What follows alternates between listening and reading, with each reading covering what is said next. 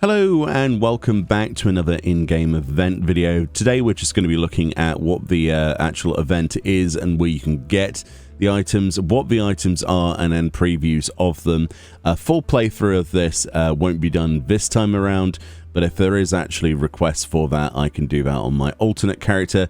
But let's get straight into business then. Here we are in Old Gridania, which is obviously the northern part of New Gridania, so there's New Gridania, and we can teleport here via the Ethernet network. But basically you want to go over to Miketo's amphitheater, which is this area here at the bottom, and you need to go over here, which is X 10.3 Y 8.5, and you will be able to find the level 15 quest, All Clowns Wake. So if we go over here, you'll see where this is. So this is the quest to start the whole thing off. There are other activities over there, but this is where this whole thing begins. And as you can see, it tells you about the Adventurers Guild and the story. So I'll let you, enjoy that, and we'll have a look at the other stuff in a second. A little while into the quest of running back and forth over Bent Branch Meadows, as it progresses, you actually finally get the next part of this, which will give you the first reward, or rewards I say, which is a pumpkin cookie, which is just a pumpkin cookie, and also a modern cosmetics clowning around, which is the face paint, as we all know by now. So let's continue from there. And then, following this a little bit further, you will unlock a seasonal instance that allows you to queue into a 4-player duty, essentially, via the matching system. You probably will have absolutely no problems with this, but I might as well show you some footage of this as we look at it now. It's called the Phantom's Feast. So this is what the instance looks like then. This is in the Black Shroud, the Phantom's Feast. And as you can see in the background, we've got all kinds of ghouls and ghosts and wraiths as well. It's quite interesting, isn't it? I was quite impressed by this when I first saw it. But essentially, we have a bunch of little mini games to do inside here. One of the first things you'll see on the right side of the screen here is it says Saved Souls 0. So the idea is that we're saving the souls from these particular clown wraiths. And we have 2 buttons. We've got Fiendish Lantern and we've got Healing Holy Water. So the Healing Holy Water frees the captured souls, and the Fiendish Lantern emits a wavelength of light that Voidsent absolutely detest. So that's pretty much how it works. Like we basically go up to them and we do a cone attack to them. If they see you obviously before, then you'll need to reposition yourself accordingly. But that's pretty much how that attack works. So then first of all, we kind of have, obviously like a dungeon normally would, we have an activity in a obviously replacement of what would normally be a boss in a dungeon like this. So as it says, you've got to open as many pumpkin chests as you can and watch out for the bombs. These are the pumpkin chests right here, and that's literally the idea behind this, to not get too carried away and walk into the bombs, to pass closely to the bombs and actually loot these before the bombs go off. That way we're not in any danger, but it's quite simple, as you can see. It doesn't really need too much explanation. There we go. It says chests opened 100 out of 100, so I think we definitely passed that one. And this is the kind of activities that we have to deal with, and obviously we have to go and save even more souls now with our 2 buttons on our way to the next objective area. Okay, lots more souls saved here, and here we are in the second activity area in the banquet hall. And we've got to eat our fill. We want your soul to be nice and plump when we devour it. There we go. So, yeah, basically, we're going to have to eat food whilst also keeping these clowns away, because they're not allowed any of the food. They're absolutely not allowed any food at all. But for the most part, it's fairly straightforward. The exquisite dishes, in particular, take longer to actually consume, as you can probably see here. Look at this bar. So this is the reason why I would say that if you're just going for the standard dishes, be sure to keep an eye on the location where the person is eating the exquisite dish, because they can't really do anything during that time. They can't just turn around and deal with a wraith, whereas you probably can in that time frame. So just kind of keeping a good idea of what's around you. And making sure that you eat as much as possible, whilst also dealing with the ghosties is probably the best route. And there we go then. It's as simple as that, and that's how simple that went. And that's the other activity completed. So now we have more souls to actually deal with, and then we should have our final activity after that. Alright, so that's all of the souls dealt with. We've got 30 of those completed now, and as you'll see here, there's some other spirits that need our help. So with this final test then, we have a bunch of spirits here that are around our, Papa Gruff there in the center. And he disappears to the side of a room and fills the area full of the wraiths. So now we have to obviously free the souls and at the same time defeat the wraiths as well. So for the duty's completion, you'll notice that you can even give player commendations, which is always a nice thing to do, which is really, really good. Might be a good use of farming those if you're after those. But you'll notice we also get a bunch of pumpkin cookies, which of course is our currency this time around, as it always is, which we can use for a variety of items. But let's continue, with the idea of what you've seen here to the next step of things. Alrighty, well, we came back to Old Gridania near the amphitheater, and we handed this in, and we've got our modern cosmetics clowning around, as well as a pumpkin cookie. It uses one pumpkin cookie for the actual quest and then gives it you back, so you don't actually lose out on a pumpkin cookie. It also says now you can attempt the Phantom's Feast seasonal instance again by speaking with the Harlequin guide in either Miketo's amphitheater or the Acorn Orchard underneath that bridge. Successfully completing the instance will earn you pumpkin cookie. You can exchange cookies for items and equipment by speaking with the Shady Smock in Miketo's amphitheater. You can also speak with the Genial Geyser and join the marvelous masquerade in the Haunted Manor.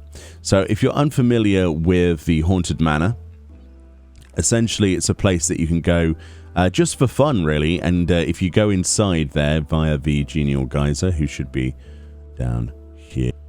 Oh, he's here. There's the Genial Geyser. I walked past him. That's because we're at player limit. And if you talk to this guy, you can go to the Haunted Manor, and you can actually take on the look of various NPCs and go into G-pose and stuff. It's purely cosmetic stuff and good fun, and for taking photos and stuff like that. But it's basically Hawk Manor, unpopulated, but with so no enemies, but with costumes and things to try on, where you can turn into NPCs for a limited time. So there's that. If we go to the center and talk to the Harlequin guide, obviously we can queue back in for the Phantom's Feast with players using the matchmaking system. And of course over here at Shady Smock then wearing the clown outfit as well with that voluptuous emote that she always has. You can see that you can get the outfit. So the outfit itself is the hat costs 2 cookies, the top costs 3 cookies, the short gloves 2, the clown's bottoms 3, the boots 2. So as you can see, 2, 3, 4, 5, 6, 7, 8, 9, 10, 11, 12. You're not going to have enough cookies from one run of that in the story to actually get not even half of the outfit. So that's a first, actually. Usually they give you a lot more cookies than that. But so I need to go back in there, and then we can look at all of these rewards. But I'm also going to go in there a few more times so we can look at the housing items as well and all the rest of it. So 2 minutes. Alrighty, so I've just finished my 3rd run there. Unfortunately, we only got 3 cookies for it. We only saved like 6 people. So the more people that you save, the more souls you save, the more cookies you get. Fran actually had a run where she got 6 cookies for completing it with 30 people saved. So I probably saw the minimum, which was 3 cookies. So yeah, so what we've decided to do is I've got every item, but Fran's going to pick up the outdoor furnishing, and I'm going to pick up the indoor furnishing, so then we have access to that for previews as well. As simple as that. Okay, so one of the 2 housing items, this is the Haunted Pumpkin set, which is our outdoor furnishing. It says, quite why ghosts would wish to haunt an assortment of prized gourds is anyone's guess. Perhaps they are the vengeful spirits of runners-up in a vegetable growing contest. Wonderful. This is what they look like then, and as you can see, there's even a preview of what the ghosts look like when we actually place this item down. But when we place this down, boop, the ghosts are gone. And that's because the ghosts only come out when it is night time in the game. So ordinarily, this is what the gourds look like. They are huge, by the way. That is a big chunky boy to the left there. And yeah, I mean, what more could you really want from a set of pumpkins? It's nice. It's good enough that I like it because it fills a large enough space for it to be worthy of one slot, I think, of decoration out of the 40 that a large plot has access to. And in a small plot, this is going to look absolutely massive. I mean, look at the size of it compared to the size of my Makote here. You could fit maybe 5 Meonis inside that pumpkin, something like that. I don't know. But yeah, it's quite a nice item. I like this one. But obviously, let's just fast forward to nighttime, because obviously you want to see what it looks like at night. And we're back here with the footage as we're in nighttime now. As you can see, the ghouls and ghosties have come out to play. They're looking very glowy, almost a bit too yellow maybe, looking like a banana or something.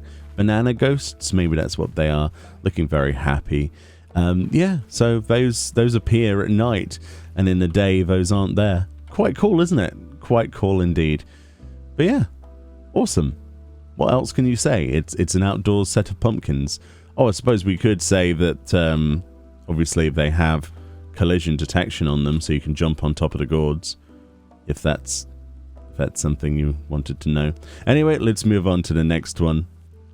Right then, so here we are on a indoor space for our FC house, and let's look at the other item that comes with this, which is the pumpkin flower vase, which is a tabletop item. It says, what does one call a gourd capable of supporting plant life? A Gordon. Terrible. Thank you, Koji Fox, for ruining my experience. I'm joking.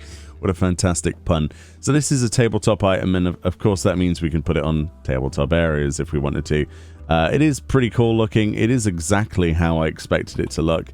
But it does have the same day-night thing with the ghouls as well. I didn't think it did, but it actually does. So normally it just looks like a vase carved out of a pumpkin with flowers in it by day.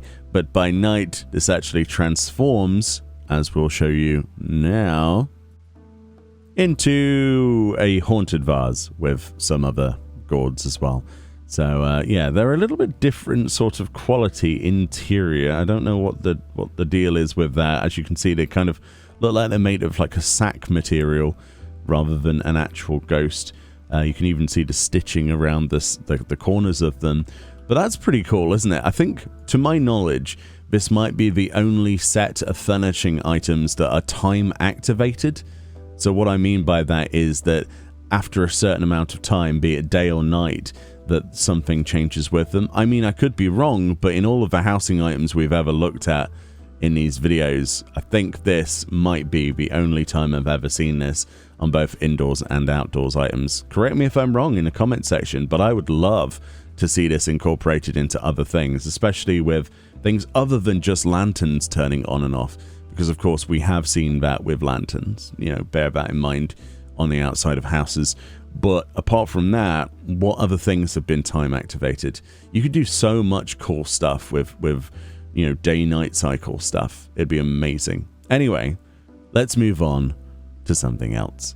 Alright, a good thing to look at next then, I think, is the modern cosmetics clowning around. It says, the realm's premier publication on cosmetics, as well as dating advice, and for some reason politics. This copy of Modern Cosmetics covers in detail techniques for painting an appropriately spooky clown pattern on one's face. So let's learn this then, and let's go into the esthetician and see what this looks like on my character. I have a feeling that it's going to be pretty horrific, but we'll find out together. Let's have a look. Come along. Come on, loading screen. There we go. I'm complaining about like a half-second loading screen. In the nice open areas with our clown outfit on, clipping Love Lily. Lovelily?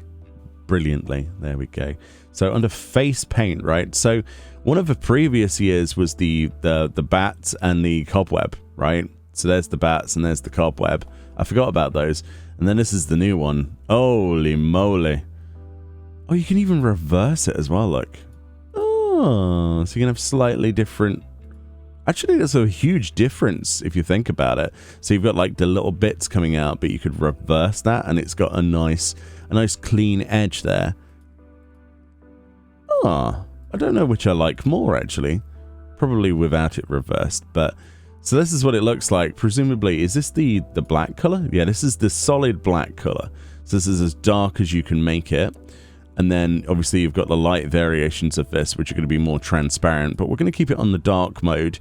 And there's white. It looks like I've had a milk accident. Then we've got... oh, no, that looks like a baby's been ill on us. We've got the reds. How red can we make this? That's the question. I suppose that's as red as we can make it, at least in this lighting. So this palette's going to be okay, but it's not direct colors. It's going to be difficult to get the color that you... Oh, no, actually. I suppose that one's slightly more vibrant, isn't it? Yeah, like in this range. Yeah, that's not bad.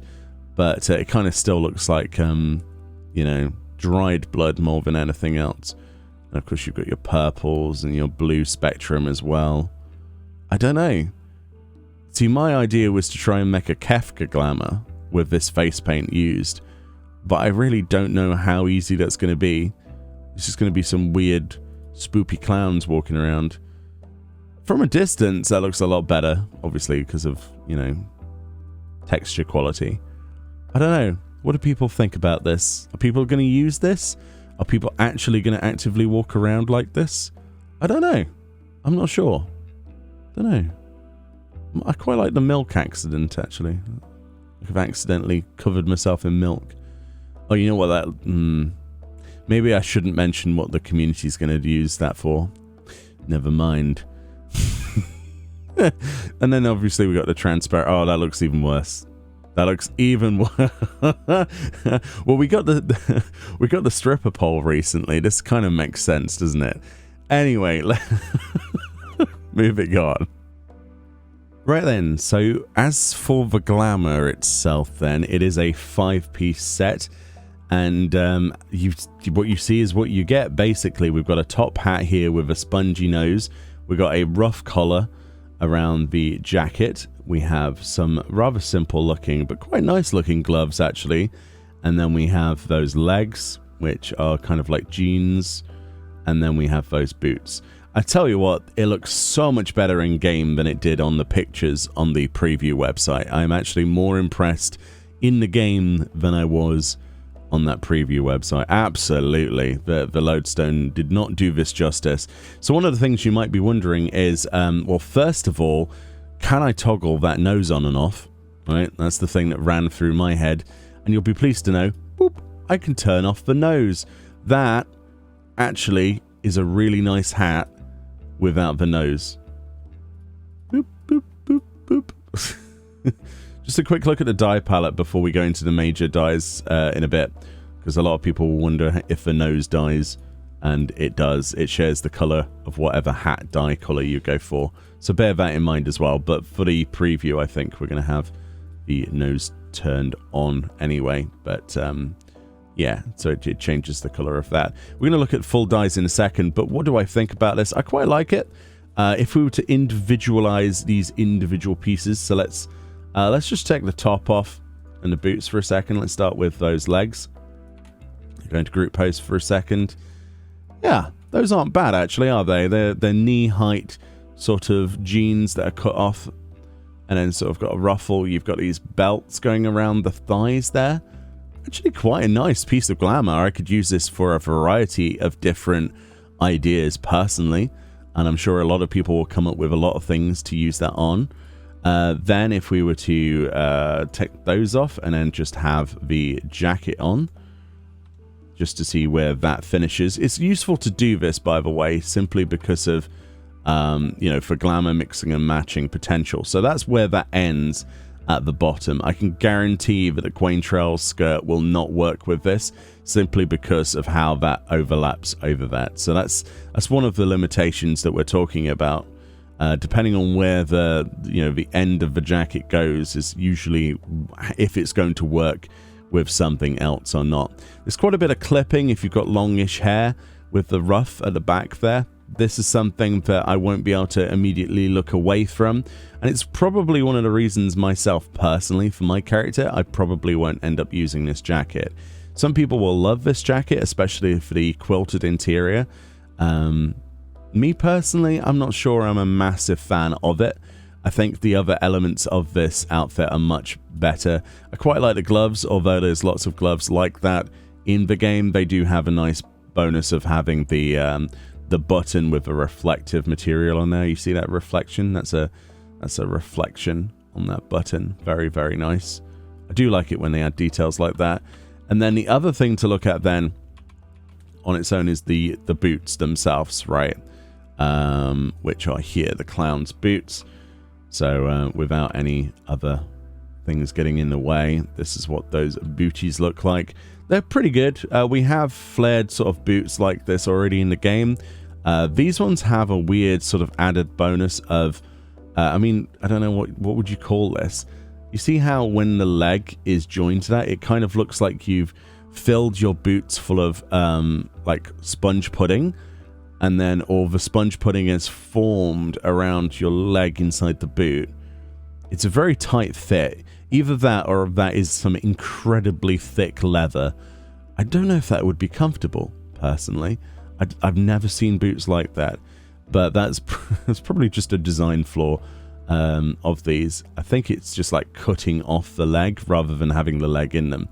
But because that's noticeable, that's one of the things that's probably going to put me off using this, especially since the way it cuts off your leg as well kind of makes it look like your leg is hexagonal. You know what I mean by that? I don't know. It's a bit odd. It's a little bit odd. Obviously with like long legs, you know, or a skirt or something, or, you know, whatever, a robe, you're not going to notice, but I'm going to notice because obviously I've got my legs exposed. Let's put some clothes on. Let's go back to being decent again. Naughty. Put some clothes on. There we go.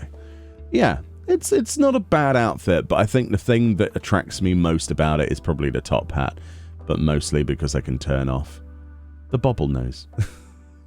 Right, Elaine, let's go and have a look at some dye previews, and then we'll have a look at what this, you know, what I think about the entire event. Okay, so for the dyes, a lot of these dyes unfortunately don't really work that well, at least on the chest piece and the legs. There's in particular, the thing that dyes the best out of this entire set, surprise surprise, is the top hat, which is made of a very different textured material, so it actually absorbs a lot of the colors you give it, which is another point then to the top hat being a very nice piece of gear that you can toggle that nose off and have a really nice top hat for pretty much any class in the game now, which is lovely. But the chest and legs are just, unless it's like a specific metallic dye, or, you know, like the most bright crazy dye, even stuff like cherry red though, and like and ruby red, just sorry, cherry pink and ruby red, they look washed out as well. It's stuff like metallic brass maybe that looks the best on the legs. Maybe some of the other metallic dyes, maybe silver, and maybe pure white and jet black, but for the most part, any other color just looks, well, honestly disappointing. I'm a little bit disappointed with the dye palette options. Also the way that the palette reacts as well, with, you know, the coat itself having so many other elements that are not dyed by whatever you choose. That limits the usability of whatever dye you place on it, right? To know that you've always got this weird like off-white cream thing going on with the sleeves and the inner chest with the suspenders, and the ruff itself is not dyeable, and then you've got a green sort of what do you call that, lined bit of waistcoat fabric down the front there as well. It's kind of meh, isn't it? In my personal opinion, it's meh. maybe you might agree with me, but there are definitely elements of this gear that I would use. I would definitely say that the boots are not going to be something I use. The chest, probably I'm never going to use again. But the hat and gloves, yeah, I would probably use those. The hat especially is probably the shining part for me personally. But a lot of these dyes look absolutely awful, in my personal opinion. Maybe you think different, but that was the dye previews anyway. Alright then, just obviously a forward, because people are going to be asking what the two elephants in the room look like in this glamour. I cannot unfortunately confirm to you that whilst the majority of the set, 4 pieces of the set, do work on Hrothgar, unfortunately the helm does not work on Hrothgar at all. But this is what it looks like on Fran's ult here. If you want to do a pirouette for me, that would be really helpful, just to slowly turn around. I think it looks probably a lot better on a short-haired character than it does certainly on my haired character. But even then, even with this short hairstyle, it's clipping a little bit at the back. Don't know, Square Enix makes a lot of excuses for not including something because of clipping, but then they include outfits like this that clip quite a lot. So I really don't know. But yeah, pretty good. Pretty good. I can see a lot of people wearing this. Right, let's click our fingers and look at Viera.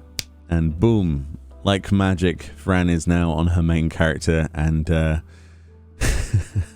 complete with face paint, which is brilliant. And yeah, she is actually wearing the helm, by the way. Not that you can tell, because they've added yet another helm to the game that Viera can't use. I never tire of this. Do you want to do a pirouette, show people what Viera looked like in this outfit, friend? Looking pretty good though, overall. I'm not sure about the rough collar. Again, this is yet another character that, you know, it's not, I wouldn't say that's tremendously long hair, especially since this is a new hairstyle for Viera added recently, right? It's an old hairstyle that's been in the game a long time, but, you know, you would think there'd be a little bit more QA with that, especially when they hate clipping so much and use that as an excuse to not incorporate longer hairstyles and things. Yet you have stuff like this. It is what it is. I guess I have to kind of be a little bit cynical in my review at the end of the day and say what I actually think. We're not all just robots. But yeah, I think that this is the day and age where we should have event items included that Hrothgar and Viera can actually equip. It's a top hat, you know, you could have easily just clipped the ears through the top of the hat and, you know, it would look awesome, actually. Imagine a top hat on the Viera. That would be so cool, you know? And Hrothgar with a top hat. But, alas, sadly, it was never meant to be. Anyway, I think that's where we'll leave this video. We've looked at all of the bits from this. Overall, I think this event has been fairly good, actually.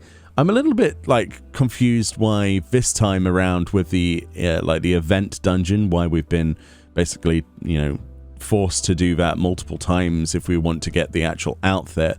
So that's a run, you know, like 2 full runs of saving 30 people needed at least to get the full outfit. You can't buy all of the items on your first ever run, as far as I can tell, because it requires more than that, because it's a 5-piece set.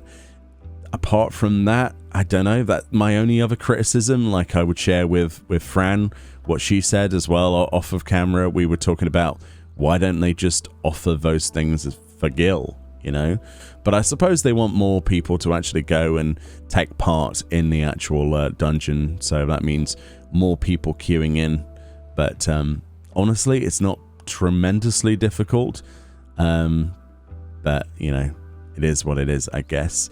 We're not going to look in the Haunted Manor in this particular video. We've done many other videos looking at the Haunted Manor for Hawk Manor in previous years, so just go back and watch that if you want to. I'm sure the channel has plenty of videos if you just type in All Saints Wake, and then you'll find a load of my old videos.